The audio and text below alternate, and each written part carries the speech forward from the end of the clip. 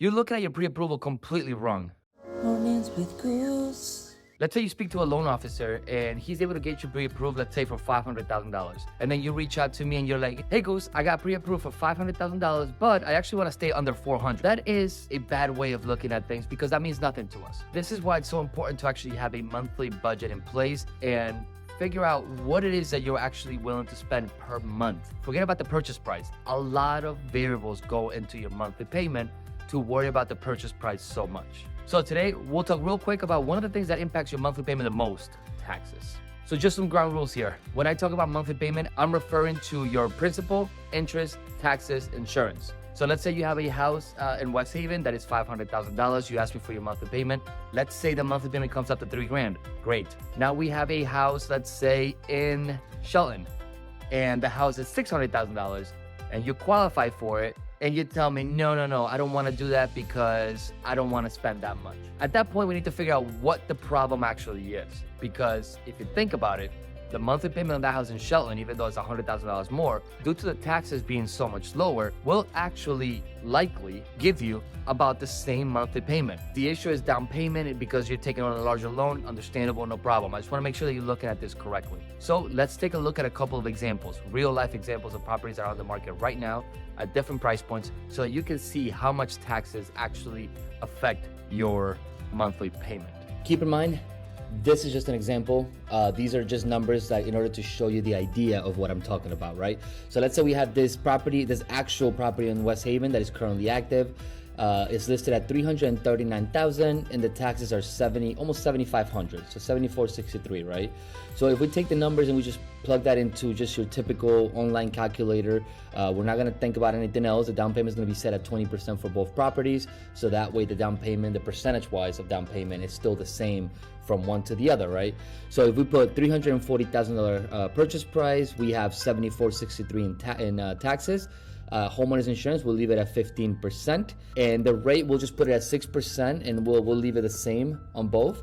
That way you can kind of see, I don't know, a realistic approach, I guess, to today's rates. And what we get as an estimated monthly payment with everything included is $2,378 for that property. And you're like, okay, well, I mean, I'm looking under the $350 that I had mentally, set myself up for. I don't want to go over $350, you tell yourself. And I want to know what that actually means for you, right? So let's say that we do have a property that is somewhere else at a higher price point, right? So let's say we have a property in Shelton. Shelton is known for having very low taxes. So obviously this is an extreme example, but once again, I'm doing this with the purpose of explaining the idea behind this concept, right? So this property is listed at $415,000. That is $75,000 more than the West Haven house. And you probably thought to yourself, man, I really don't want to go over $350. I don't feel comfortable going over $350.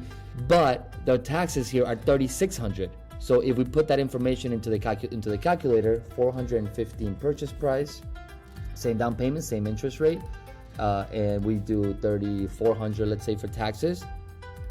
Look at that. The monthly payment here is $2,400. As you can see, it is almost the same monthly payment as that other house that was $340 because of taxes. Remember, the only thing that really matters at the end of the day, and just this is my opinion, obviously there's a lot of ways to look at this, but in my opinion, the only thing that matters at the end of the day is what the monthly payment actually will be.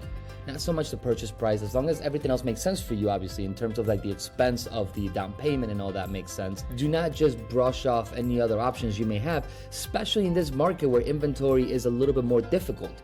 We have to be a little bit more flexible than before. This is why when somebody sends me a property, usually I'm gonna run some estimates for them so that they can see what the monthly payment, and these are just estimates, by the way, what the monthly payment would be before we even go to the property, just in case it makes them feel uncomfortable or it makes them feel more comfortable than they thought it would be, right? Maybe they were a little hesitant to send me that property to begin with because they thought it was outside of their budget, but actually it fits right in along their budget due to the lower taxes of this property. Keep that in mind. This is like one of my favorite phrases, I guess. It's not that black and white.